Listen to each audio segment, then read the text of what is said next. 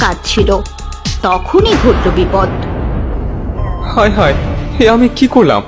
মনে হচ্ছে এটা কোনো সাপের বাসা। আমি তো সাপের বাসায় কেটে ফেললাম। এখন কি হবে? ঘরের মধ্যে আবার সাপটা নেই তো? সাপটা বেরোনোর আগে আমি তাড়াতাড়ি পালাই। রমেশ ভয় পেয়ে কোদালটা সেখানে ফেলে দিল আর দৌড়াতে দৌড়াতে নিজের বাড়িতে চলে গেল।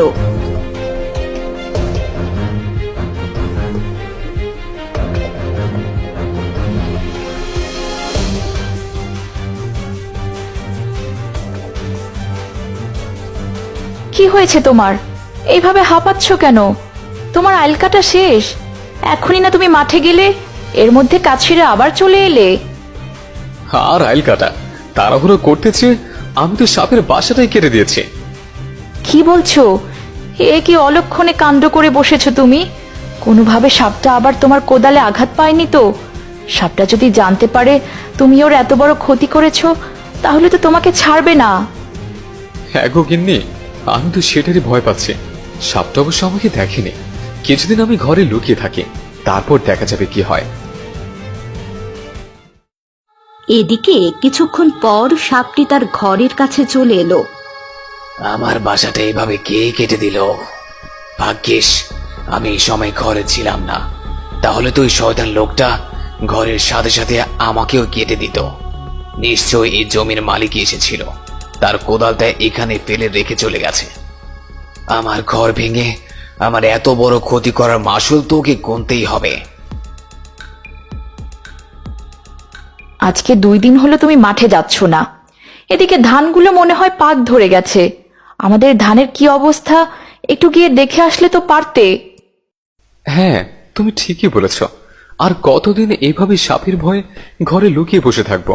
আমাকে তো মাঠে যেতেই হবে। আমার ধানগুলো মনে হয় পাক ধরে গেছে।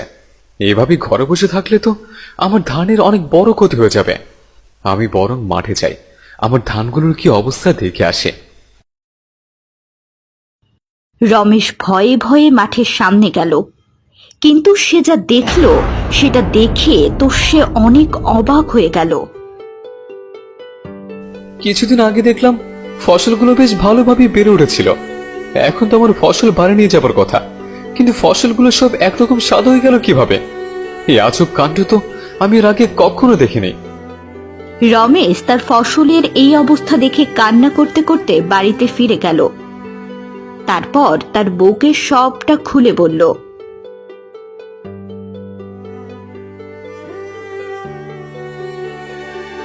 সে কি, এইটুকু জমিতে চাষ করে সারা বছর আমাদের ঘরে খাবার জুটতো, এখন কি হবে? এখন তাহলে সারা বছর আমাদের না খেয়ে থাকতে হবে। কে যে আমার তো বড় সর্বনাশ করলো কে জানে।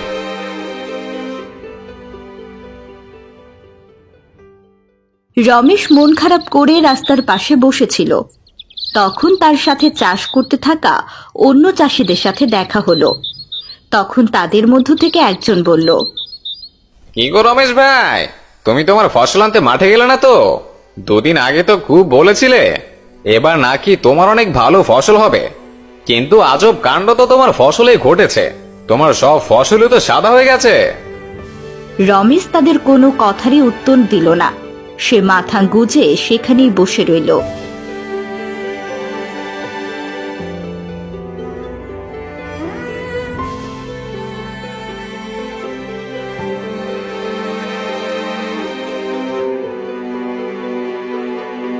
তুমি এইখানে? এদিকে আমি সারা বাড়ি তোমাকে খুঁজে বেড়াচ্ছি। তুমি এইভাবে এখানে বসে আছো কেন? ফসলের জন্য আর মন খারাপ করে আর কি হবে? আমরা তো কারোর কোনো ক্ষতি করিনি, তবু আমাদের সাথে কেন এরকম হলো? পরের বছর দেখবে আমাদের জমিতে অনেক ভালো ফসল হবে। না না, আমার জমি তার ফসল ধরবে না। আমি বুঝতে পেরেছি, ওই দিন ওই সাপের ঘর ভাঙার জন্যই আমার ফসলের এমন হয়েছে। ওই দিন তো আমি ওর ক্ষতিও করেছিলাম, তাই তো রেখে গিয়ে আমার এই ক্ষতি করে দিল। কি বলছো? সামান্য একটা সাপ কিভাবে আমাদের সব ফসলগুলো নষ্ট করে দিতে পারে? আমি ঠিকই বলছি, ওই সাপই কিছু একটা করেছে। আমাকে ওর কাছে যেয়ে ক্ষমা চাইতে হবে। ভালো করে ভেবে চিনতে যেও, কারণ সাপটি তোমার উপর এখনো রেগে আছে। ও যেন আবার তোমাকে কামড়ে না দেয়। আচ্ছা, তুমি চিন্তা করো না, আমি নিজের ভুলটা অন্তত শুধরাতে তো পারবো।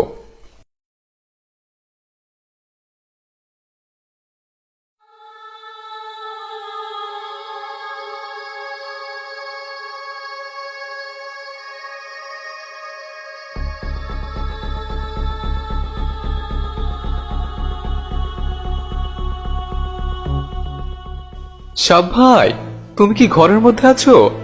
আমি না জেনে বুঝে তাড়াহুড়োয় তোমার ঘর কেটে ফেলেছিলাম।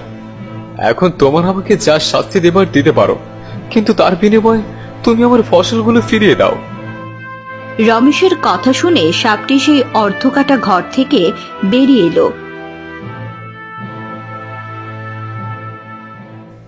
ও, তাহলে তুই সেদিন আমার ঘর কেটে দিয়েছিলি। তাহলে তো আমি ভুল মানুষের ফসল নষ্ট করিনি।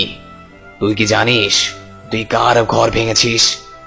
আমি কোনো সাধারণ সাপ নয়, আমি হলাম জাদুই সাপ।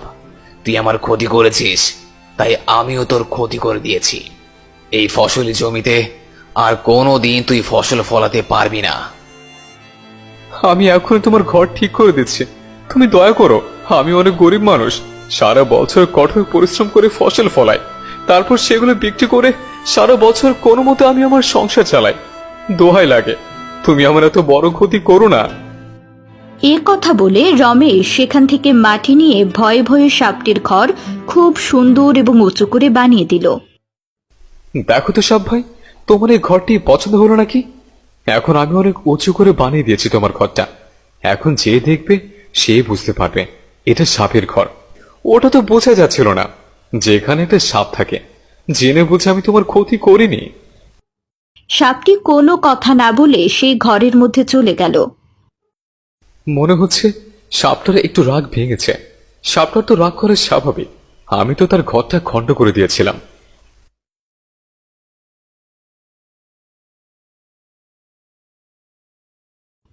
পরের দিন রমেশ এক বাটি দুধ নিয়ে সেই সাপের ঘরের সামনে আসে।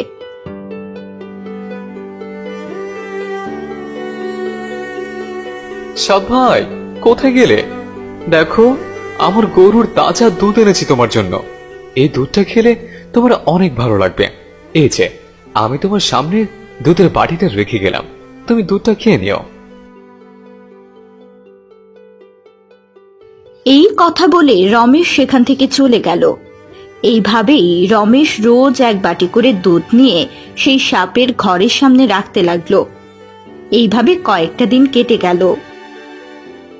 রোজ দেখি তুমি নিজে দুধ না খেয়ে বাটি ভর্তি দুধ নিয়ে ওই সাপটার কাছে যাও। এভাবে কতদিন করবে? মনে হয় ওই সাপের রাগ সহজে ভাঙবে না। শুধু শুধু তোমার এত পরিশ্রম করার কোনো প্রয়োজন নেই। না না, একদিন না একদিন ওই সাপের রাগ ঠিকই ভাঙবে। তখনও আমাকে অবশ্যই সাহায্য করবে, আর আমার জমিটাকে আবারও আগের মতো ফসল দিয়ে ভরিয়ে দেবে। এ কথা বলে রমেশ আবারও এক বাটি দুধ নিয়ে চলে গেল সেই সাপের ঘরের সামনে।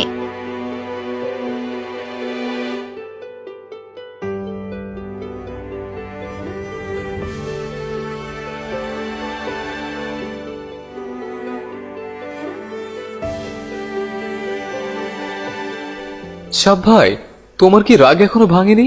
দয়া করো সাপ ভাই, রোজগারের মতো এই জমিটুকু ছাড়া আমার যে কোনো রাস্তা নেই।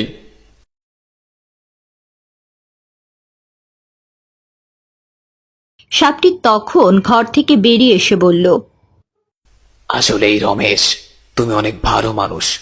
তুমি এতদিন অনেক পরিশ্রম করে আমার জন্য দুধ এনেছিলে, যে দুধ খেয়ে আমি অনেক তৃপ্তি পেয়েছি। যাও, তোমার ফসল আমি আবার তোমাকে ফিরিয়ে দেব। সাপটি এমনটা বলে সেই সাদা ফসলের উপর জাদু করলো। সাথে সাথে সব ফসলগুলো সোনালী রঙের হয়ে গেল। সোনালী ফসল দেখে রমেশ অনেক খুশি হলো।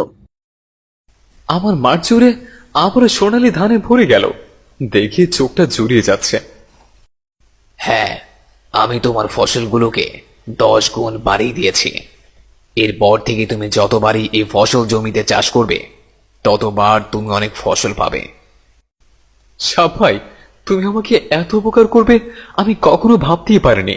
আমি তো তোমার রাগ ভাঙাতেই শুধু বারবার দুধ এনেছি, যাতে তোমার রাগ ভাঙে। আমার জমিটা আবার আগের মতো করে দাও, আমি সারা জীবন তোমার কাছে কৃতজ্ঞ থাকবো। এখন আমার যাবার সময় হয়ে এসেছে। কি বলছো সব ভাই? আমি তো তোমাকে সুন্দর একটা বাসা বানিয়ে দিয়েছি, তাহলে তুমি চলে যাবে কেন? আমাকে যে যেতেই হবে। এখানে থাকলে লোভী মানুষরা এসে আমার ক্ষতি করতে পারে। তাই আজকে আমি এখান থেকে অনেক দূরে চলে যাব, যেখানে আমার সন্ধান কেউই পাবে না। এই কথা বলে সাপটি সেখান থেকে অনেক দূরে চলে গেল।